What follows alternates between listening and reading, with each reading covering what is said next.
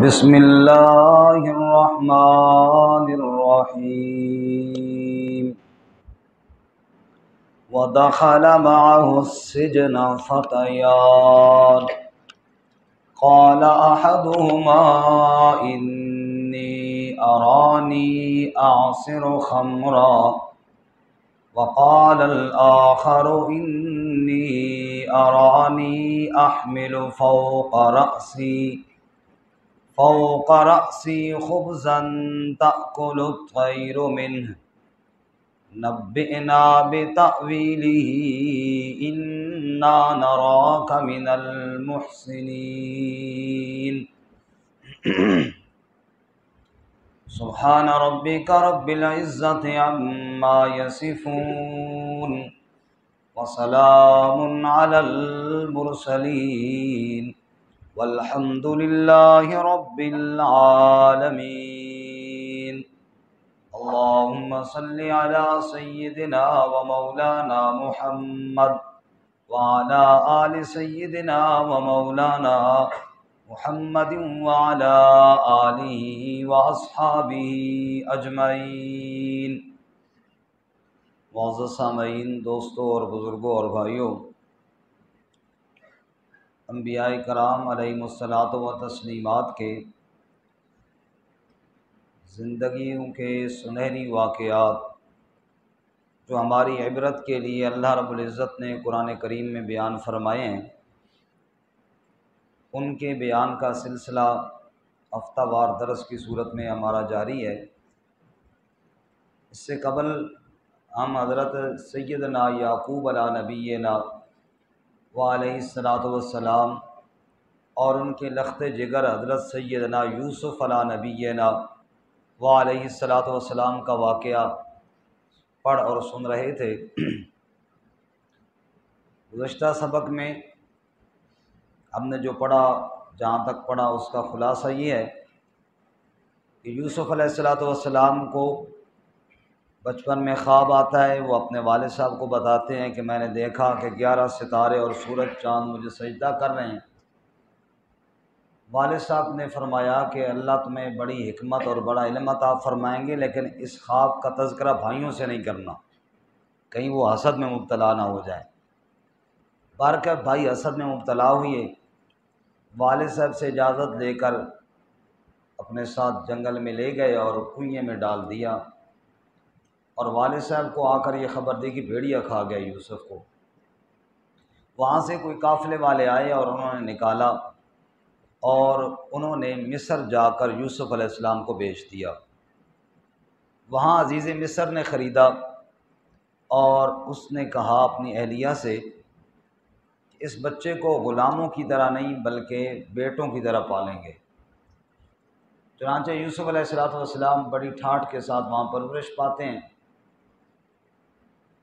جوان ہوئے، حسن اللہ نے ویسے دیا تھا، وہی عورت جس نے پالا تھا اس کے دل میں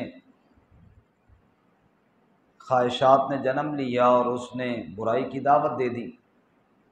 حضرت یوسف علیہ السلام نے کہا اللہ کی پناہ، وہاں سے نکلے اور وہ پیچھے دوڑی، قمیص پر ہاتھ ڈالا، کرتا پھٹ گیا، حضرت باہر نکلے، گواہیاں ہوئیں تو گواہی میں حضرت بری ثابت ہوئی ہے، لیکن عورتوں میں بات چل نکلی اور عورتوں نے تانے دینا شروع کیے عزیز مصر کی بیوی کو، تراود فتاحا عن نفسی، کہ ایک اپنے غلام پر عاشق بن بیٹھی ہے۔ اس نے عورتوں کو بلایا، یوسف کا ایک جھلکی اور نظارہ دکھایا، اب وہ سب یوسف علیہ السلام کو اپنی طرف مائل کرنے لگیں۔ یوسف علیہ السلام نے دعا کی، یا اللہ ان کی چالوں اور جال سے مجھے بچا، مجھے جیل جانا پسند ہے۔ چنانچہ یوسف علیہ السلام جیل چلے گئے۔ یہاں تک ہم نے گزشتہ درس میں پڑھا تھا، میں نے مختصر خلاصہ عرض کر دیا۔ جیل میں کیا ہوا وہ ہمارا آج کا سبق ہے، لیکن یہ ذہن میں رہے کہ میں نے پچھلے درس میں بھی کہا تھا کہ یوسف علیہ السلام کے 2 پیپر ہیں عفت کے، پاک دامنی کے، اور 2 پیپر ہوں گے ذہانت کے۔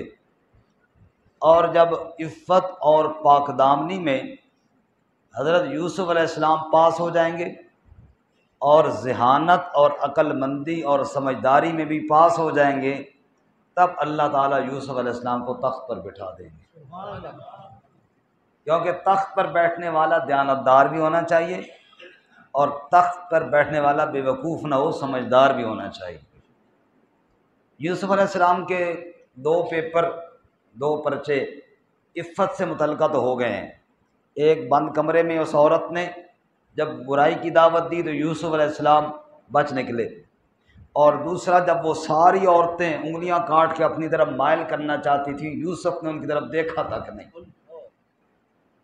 اب اگلے پیپر ہیں جی ذہانت کے، وہ جیل میں ہوں گے۔ جیل کے اندر یوسف علیہ السلام گئے، اب ایک جیل کا ایک نیا جہان ہے، عجیب زندگی حضرت یوسف علیہ السلام کی، کبھی یعقوب علیہ السلام کے گھر میں، کبھی کنویں میں، کبھی غلام بنا کر بیچے جا رہے ہیں، کبھی عزیز مصر کے گھر میں شہزادوں کی طرح پرورش پا رہے ہیں، اور کبھی جیل میں چلے گئے بغیر کسی قصور کے۔ اب جیل کے اندر زندگی ہے، اب جیل میں کوئی ساتھی بن جاتے ہیں، کوئی نئے دوست ملتے ہیں۔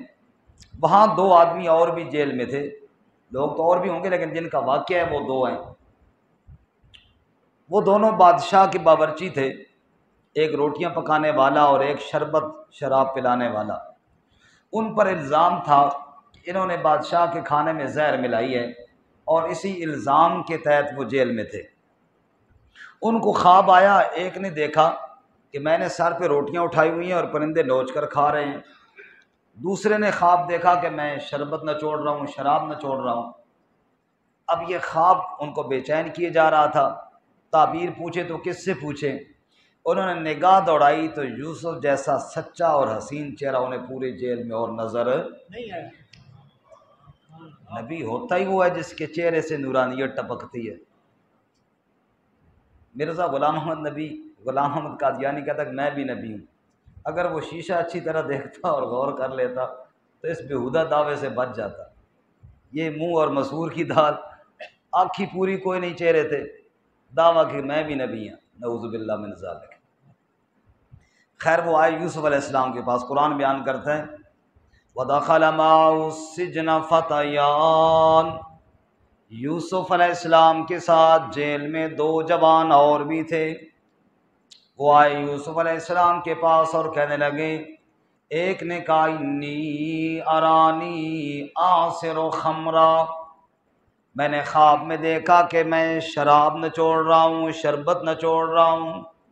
وقال الآخر، دوسرا کہنے لگا میں نے خواب میں دیکھا احمل فوق رأسی خبزا، سر کے اوپر روٹیاں اٹھائی ہوئی ہیں، تأکل الطیر منہ، پرندے وہاں سے نوچ نوچ کر کھا رہے ہیں۔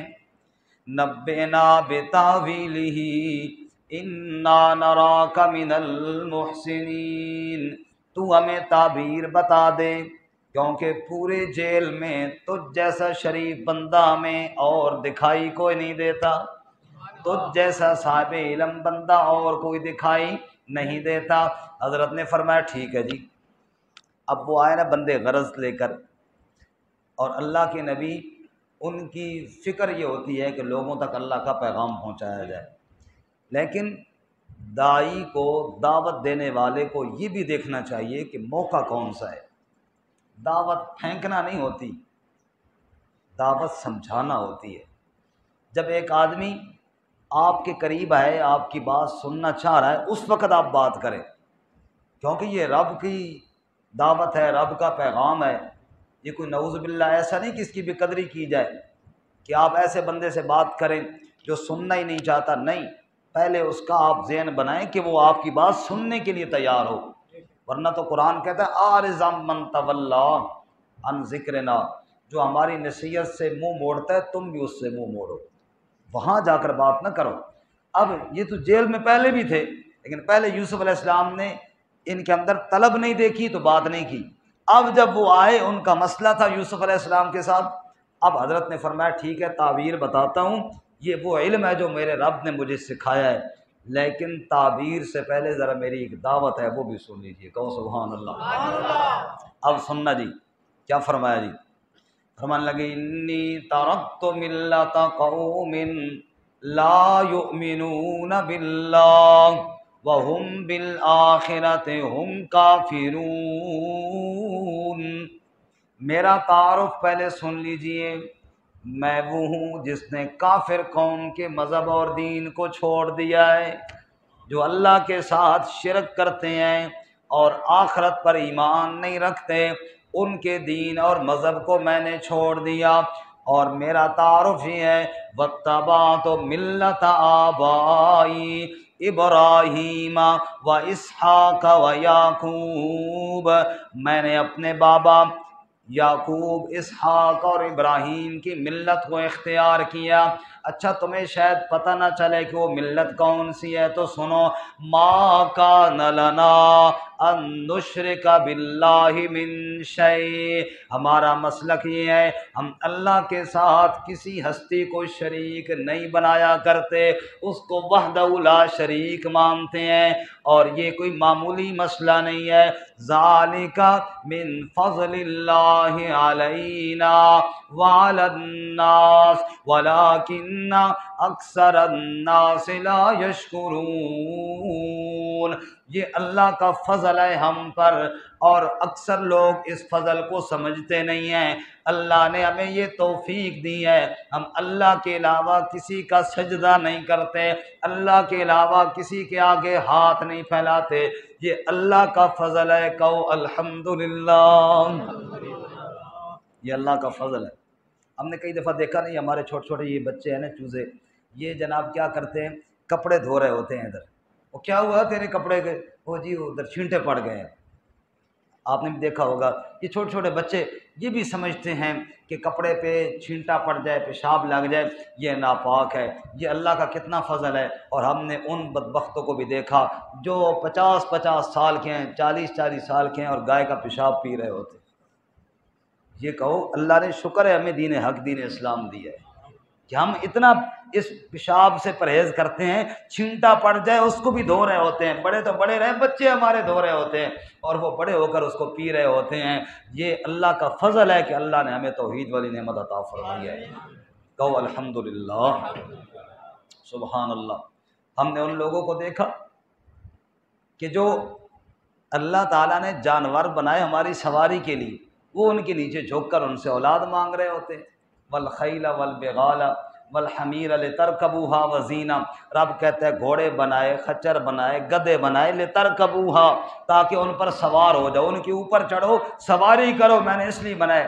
ہم اوپر کی بجائے نیچے گھس کے ان سے اولاد مانگ رہے ہوتے ہیں۔ کتنی بڑی بدبختی ہے بدبختی یا نہیں ہے، بد نصیبی یا نہیں؟ خود ہاتھ سے پتھر تراشے، مورتی بنائی، پھر اس کے سامنے سجدہ ریز ہو گئے، ہے بد نصیبی یا کوئی نہیں؟ اپنے ہاتھ سے مجسمہ تراشا، اس کو اپنا معبود بنا لیا، اپنے ہاتھ سے نہلایا، کفنایا، غسل دیا، کندھے پہ اٹھا کر لے گئے، دفن کر کے آ گئے، پھر اسی سے مرادیں مانگنا شروع کر دی، ہے بد نصیبی یا کوئی نہیں؟ یوسف علیہ السلام کہتے ہیں سنو، ہم نے اللہ کا در پکڑا ہے، باقی دروں پہ ہم بھیک نہیں مانگا کرتے، ذالک من فضل اللہ علینا، اور یہ اللہ کا فضل ہے ہم پر۔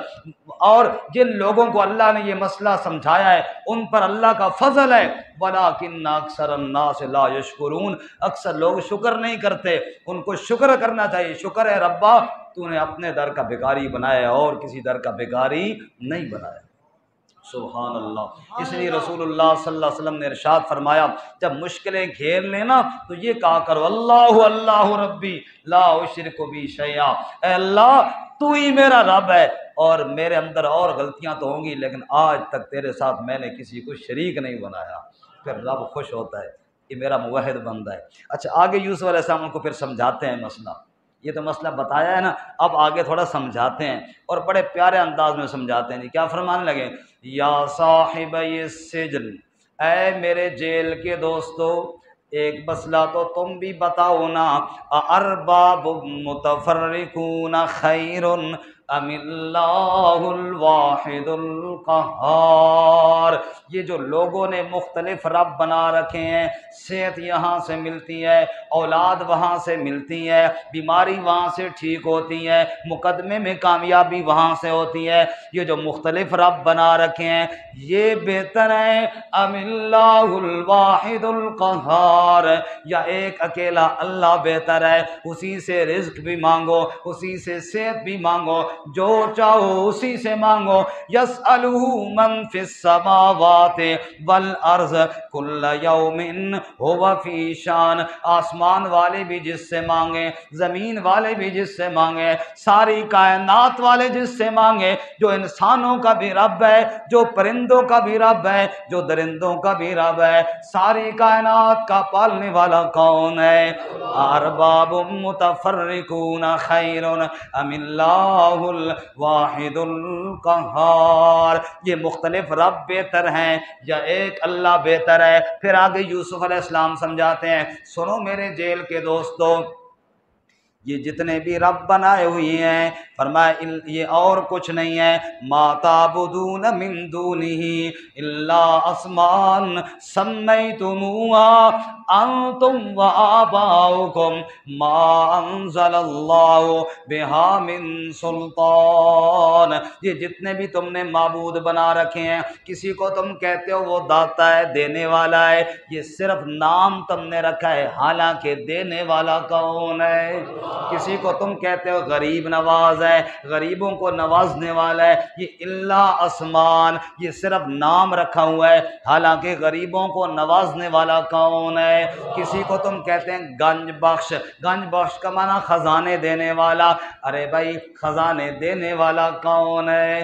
किसी को तुम कहते हो जनाब ये खोटी किस्मतें खरी करने वाला है, किसी को कहते हो ये औलाद देने वाला है, किसी को कहते हो ये रिज्क देने वाला है, ये सब नाम है जो तुमने रख लिए हैं, हकीकत कोई नहीं। हकीकत क्या है? सुनो, इनिल हुक्मु इल्ला लिल्लाह। इस कायनात में हुक्म चलता है तो सिर्फ किसका चलता है?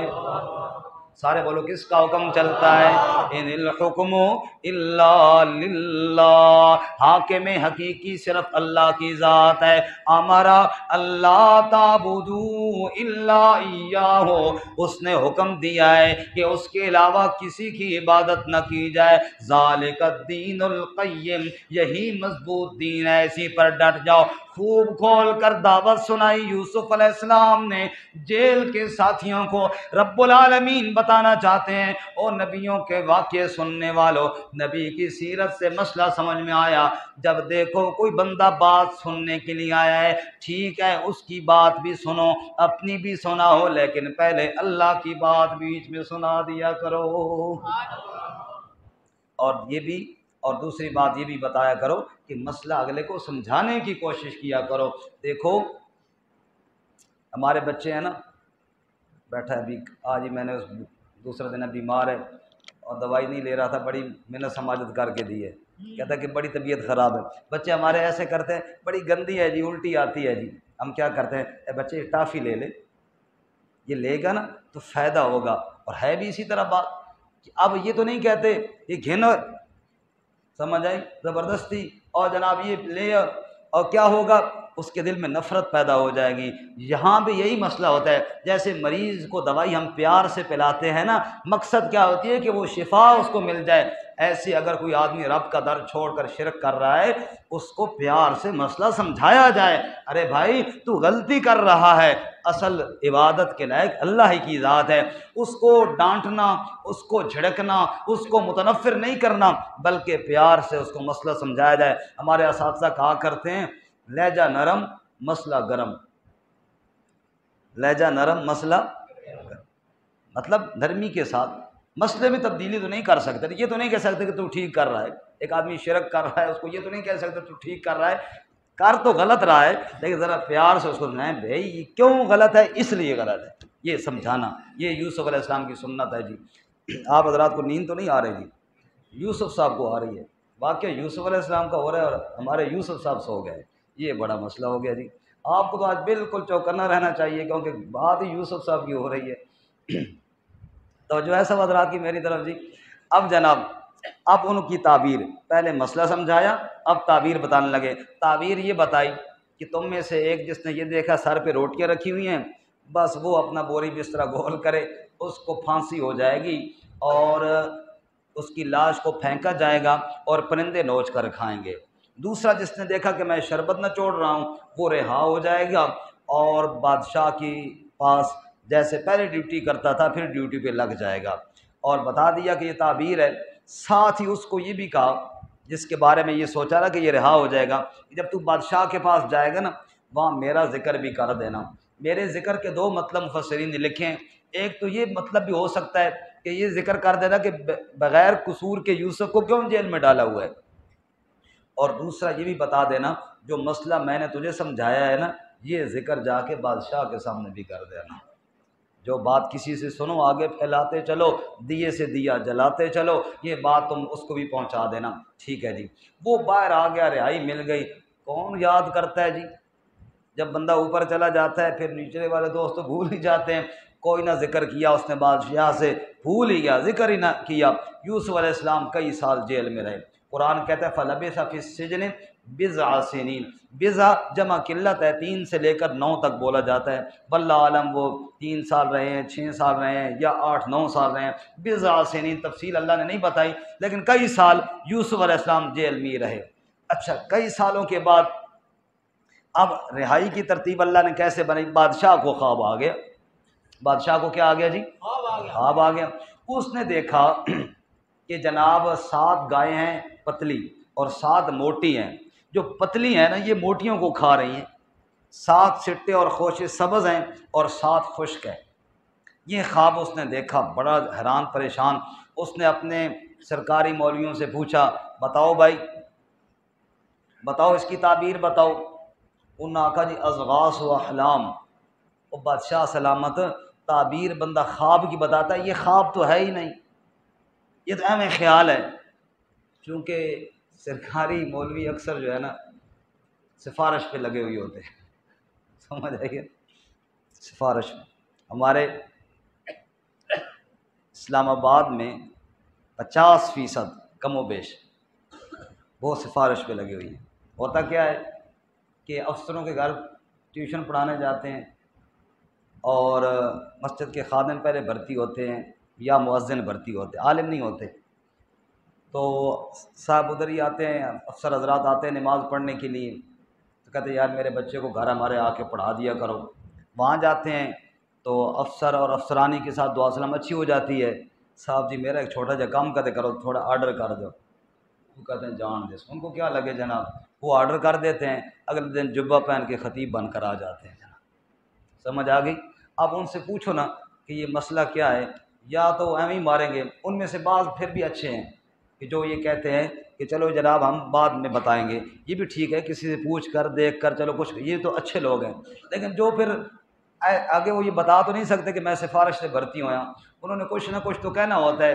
جیسے یوسف علیہ السلام کے واقعے میں آتا ہے نا کہ بادشاہ نے ان سے پوچھا تعبیر بتاؤ، تو انہوں نے یہ نہیں کہا کہ چلو کسی اور سے پوچھ لیتے ہیں ہمیں نہیں پتہ، کہنے لگے بادشاہ سلامت یہ خواب ہے ہی نہیں، اضغاث و احلام، اہم خیالات ہیں جی، ان کی کوئی تعبیر نہیں ہوتی، ان کی کوئی تعبیر نہیں ہوتی۔ اچھا جی، بادشاہ کہ خواب مجھے آیا ہے، تم کہتے ہو اس کی تعبیر ہی کوئی نہیں۔ اب اس کے دماغ میں گھوم رہا ہے کہ یار تعبیر تو ہونی چاہیے، کوئی ملنی چاہیے، لیکن یہ بتا نہیں رہے، ان کو پتہ نہیں یا کیا چکر ہے۔ اب وہ شخص جو بادشاہ کو شربت پلاتا تھا، جو جیل سے رہا ہو کر آیا تھا، جس نے یوسف سے تعبیر پوچھی تھی، یوسف نے جو تعبیر بتائی تھی بالکل اسی طرح ہوئی تھی، اب اس کو یوسف کی یاد آئی۔ اب اس کو یوسف کی کیا ہی بولو، وہ کہنے لگا جی بادشاہ سلامت مجھے جیل بھیجو، میں تعبیر بتاتا ہوں تمہیں۔ اتنا فٹ بندہ تعبیر بتانے والا جیل میں ہے، مجھے جیل بھیجو، میں وہاں سے پوچھ کر۔ انہوں نے کہا جاؤ جی۔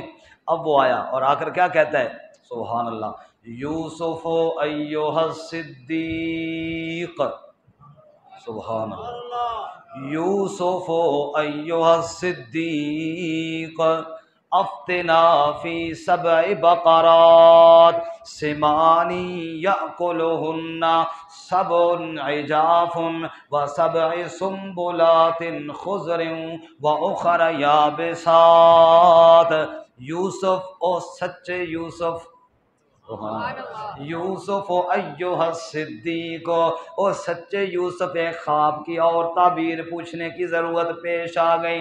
تعبیر یہ بتا، 7 پتلی گائیں ہیں، وہ موٹی گائیوں کو کھا رہی ہیں، 7 سبز سٹے ہیں اور 7 خشک ہیں، اور خشک سبز کے اوپر لپیٹے جا رہے ہیں، مہربانی کر تعبیر بتا دیں۔ واہ اللہ کے نبی، تیرے حوصلے پر قربان جائیں۔ ہوتا اگر میں اچھا میرا کام کیتا ہی، میرا کام کیتا کوئی نہیں، تعبیر پوچھنے کے لیے پھر آ گیا۔ میں نے کیا کہا تھا بادشاہ سے ذکر کر، اور سالوں سال میں جیل میں پڑا ہوں، پھر تعبیر پوچھنے آ گیا۔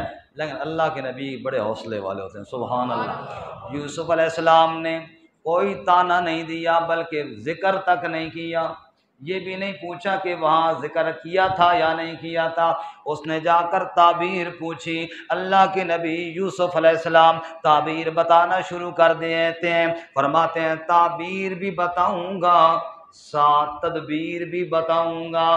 قالا تزرعون 7 سنین دابا، حضرت نے فرمایا اس خواب کی تعبیر یہ ہے، 7 سال بارشیں ہوں گی، خوب بارشیں برسیں گی، خوب غلے ہوں گے، گندم اور اناج بہت زیادہ ہو جائے گا، اس کے بعد اگلے 7 سال بارشیں نہیں ہوں گی، کاپ پڑ جائے گا، اور حالت یہ ہوگی جو پہلے 7 سالوں میں تم نے غلے اکٹھے کیے ہیں، اگلے 7 سالوں میں سارے کھا جاؤ گے، کوئی بچے گا کوئی نہیں، ہاں بیج کے لیے کوئی تھوڑا بہت بچے گا۔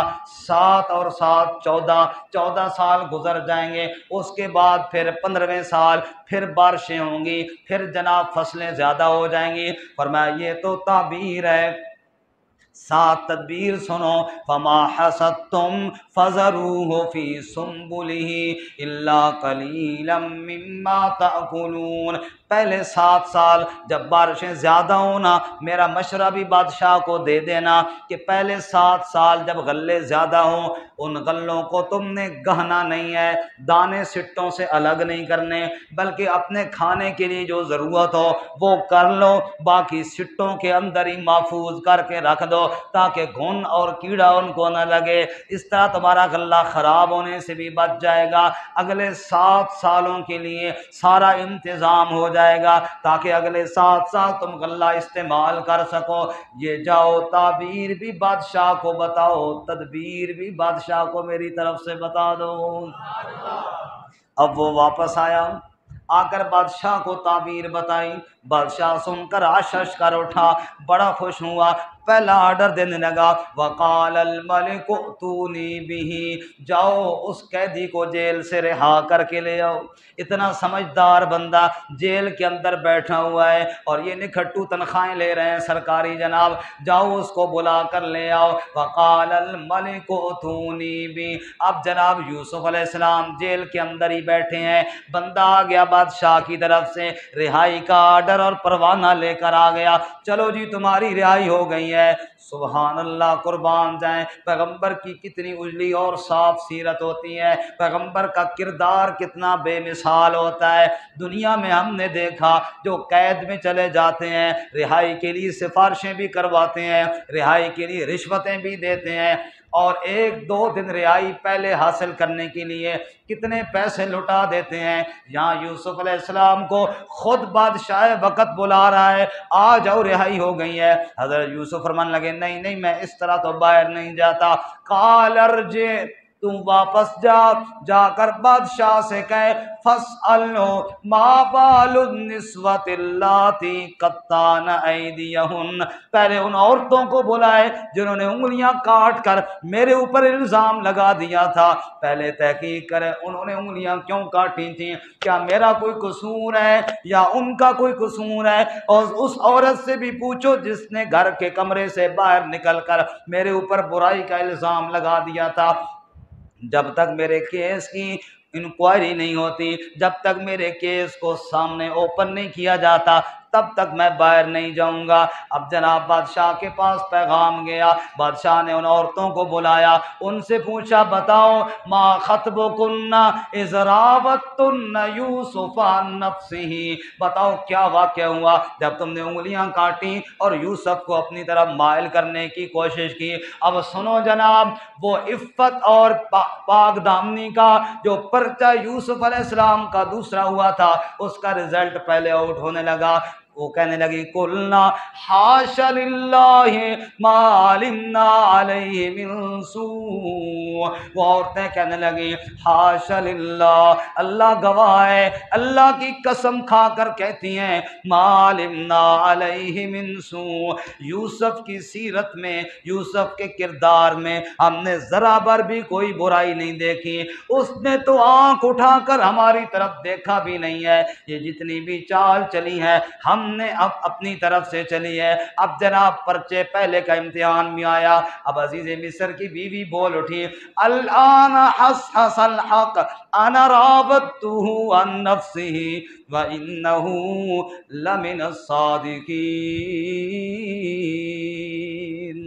سبحان اللہ، انا راودته عن نفسی، کہنے لگی اب تو میں بھی حق چھپا نہیں سکتی، بات بڑی واضح ہو چکی ہے تو میں بھی سیدھی بات کرتی ہوں، میں نے یوسف کو ورگلایا تھا، میں نے یوسف کو پھسلانے کی کوشش کی تھی، وَإِنَّهُ لَمِنَ الصَّادِقِينَ، یوسف تو بالکل سچا ہے، اس کے کردار میں کوئی عیب نہیں ہے، اس کی زندگی کی سفید چادر پر کوئی داغ نہیں ہے، بالکل معصوم ہے۔ لوگوں انبیاء ایسے معصوم ہوا کرتے ہیں۔ اب جناب یوسف علیہ السلام کی صفائی کا تذکرہ جب ان عورتوں نے بھی کر دیا، عزیز مصر کی بیوی نے بھی کر دیا، اب یوسف علیہ السلام بڑی ٹھاٹ کے ساتھ باہر نکلے، بالکل صاف ستھرے ہو کر باہر نکلے، جو الزام تھا وہ انہی کی زبانی دھل گیا، انہی کی زبانی صاف ہو گیا۔ رب العالمین نے ہمیں سبق سکھایا لوگوں کردار اپنا صاف کرو، اگر کسی نے الزام لگایا بھی تو اللہ اس کو صاف کر دے گا، اللہ عزتوں کو چار چاند لگا دے گا۔ دیکھتے نہیں ہو الزام لگانے والوں نے یوسف پر الزام لگایا، اللہ نے کتنا اجلا کر کے باہر نکالا، سیدہ عائشہ پہ الزام لگایا، اللہ نے پہلے سے زیادہ صاف کر کے دنیا کے سامنے نکھارا۔ اس لیے ڈرنے کی ضرورت نہیں، الزام لگانے والوں سے خوف زدہ ہونے کی ضرورت نہیں، کردار اپنا صاف رکھو، تعلق رب کے ساتھ رکھو، اللہ عزتیں عطا فرما دیں گے۔ ذالک لیعلم انی لم اخنہ بالغیب، سبحان اللہ، یوسف علیہ السلام کی سیرت کی کیا بات ہے۔ اب جناب مقابل شکست کھا گیا، یوسف فاتح بن کر جیل سے باہر نکلا، وکٹری کا نشان نہیں بنایا، نعرے نہیں لگوائے، بلکہ فوراً کیا کہنے لگے ذالک لیعلم انی لم اخن بالغیب وان اللہ لا یہدی کید الخائنین، یہ جو میں نے بات کہی تھی کہ پہلے میری صفائی ہو جائے تب جیل سے نکلوں گا، یہ کوئی تکبر اور غرور کی وجہ سے نہیں کہی تھی، صرف اس وجہ سے یہ بات کہی تھی تاکہ پتہ چل جائے لم اخنہ بالغیب، جس نے بچوں کی طرح پالا ہے میں نے اس کے گھر میں کوئی خیانت نہیں کی، یہ بتانے کے لیے، ورنہ لوگ کہتے اس نے بچوں کی طرح پالا تھا اور اس کے گھر میں خیانت کر رہا تھا، فرمایا اس لیے کہ لم اخنہ بالغیب وان اللہ لا یہدی کید الخائنین، اور خیانت والے تو کبھی راہ پاتے نہیں ہیں، وما ابرئ نفسی، اللہ کتنی عاجزی ہے، کہو سبحان اللہ، وما ابرئ نفسی ان النفس لامارۃ بالسوء الا ما رحم ربی، اللہ کے نبی کی عاجزی کے جملے بھی سنتے جاؤ، ما ابرئ نفسی، میں اپنے نفس کو بری اور پاک نہیں کہتا، ان النفس لامارۃ بالسوء، انسانی نفس تو برائی کی طرف بلاتا ہے، ہاں الا ما رحم ربی، وہی برائی سے بچتا ہے جس پر عرش والا رحم کرتا ہے، یہ میرے رب نے میرے اوپر رحم کیا تب میں بچ گیا ہوں۔ اب جناب بادشاہ نے کہا ٹھیک ہے یوسف تو بری ہو گیا، آ جا تو میرے پاس الگ کمرے میں بیٹھ ملاقات کر۔ اب بادشاہ کے ساتھ یوسف علیہ السلام کی 1 to 1 ملاقات ہو رہی ہے، آمنے سامنے ملاقات ہو رہی ہے۔ قرآن کہتا ہے فَلَمَّا كَلَّمَهُ قَالَ إِنَّكَ الْيَوْمَ لَدَيْنَا مَكِينٌ أَمِينٌ۔ جب بات چیت ہوئی تو جناب بادشاہ کہنے لگا یوسف تیری فصاحت کے کیا کہنے، تیری بلاغت کے کیا کہنے، تیرے ہنر اور سمجھداری کی کیا بات ہے۔ إِنَّكَ الْيَوْمَ لَدَيْنَا مَكِينٌ أَمِينٌ، نہ تو نے سفارش کی ہے نہ تو نے الیکشن لڑا ہے، آج بغیر الیکشن اور سفارش کے میں تجھے عہدہ دینا چاہتا ہوں، مانگ حکومت میں سے کون سا عہدہ تجھے چاہیے۔ قال اجعلنی علی خزائن الارض، یوسف علیہ السلام نے فرمایا یہی خوراک کا نظام، یہ زمین کے خزانے ملک کے یہی میرے حوالے کر دیے جائیں، کیوں؟ میں ان کی حفاظت بھی کروں گا، میں امانت دار بھی ہوں، کسی کا حق نہیں کھاؤں گا اور اس غلے کو اکٹھا کر کے پھر تقسیم بھی کر دوں گا۔ اللہ تعالیٰ فرماتے ہیں سنو دنیا والو، جس کو باپ کے گھر سے بھائیوں نے نکال کر کنویں میں ڈالا تھا، جس کو غلام بنا کر مصر کے اندر چند سکوں کے بدلے میں بیچ دیا گیا تھا، جس کو بغیر قصور کے جیل کے اندر ڈال دیا گیا تھا، آج وہ بندہ مصر کے تخت پر بیٹھ گیا ہے۔ سنو یہ کیسے ہوا، وَكَذَلِكَ مَكَّنَّا لِيُوسُفَ فِي الْأَرْضِ، آخری بات اس آج کی درس کی، وَكَذَلِكَ مَكَّنَّا لِيُوسُفَ فِي الْأَرْضِ، اوے لوگوں مجھ سے پوچھو نا یہ کیسے ہو گیا، بھلا کنویں میں گرا ہوا، بھلا غلام بن کے بکنے والا، جیل کا قیدی مصر کے تخت پر کیسے بیٹھ گیا۔ رب فرماتا ہے کذالک، یہ میری قدرت کا کمال ہے، یہ میری قدرت کا کرشمہ ہے، مکننا لیوسف فی الارض، ہم نے یوسف کو ٹھکانہ عطا فرمایا، یتبوأ منہا حیث یشاء، پورے مصر کے اندر جہاں چاہتا یوسف جا سکتا تھا، اس کو کوئی پوچھنے والا کوئی نہیں تھا۔ تو شاہوں کو گدا کر دے، گدا کو بادشاہ کر دے، میرے اللہ تیری مرضی جدھر چاہے ادھر کر دے، کسی کو تاج سلطانی کسی کو در بدر کر دے، میرے اللہ تیری مرضی جدھر چاہے ادھر کر دے، اشارہ تیرا کافی ہے کھٹانے اور بڑھانے میں۔ رب العالمین فرماتے ہیں پھر یوسف کو مصر کا اس وقت کا جو سب سے بڑا ملک اور بڑی سلطنت تھی اس کے وزیر خوراک ہم نے بنا دیا، اس ملک کے خزانے ہم نے اپنے یوسف کی مٹھی کے اندر دے دیے اور یوسف تخت پر بیٹھ گئے۔ اور اس کے بعد جب یوسف مصر کے تخت پر بیٹھے پھر کیا حالات ہوئے وہ انشاءاللہ ہم اگلے درس میں پڑھیں گے۔ اللہ تعالیٰ عمل کی توفیق عطا فرمائے۔ وآخر دعوانا الحمدللہ۔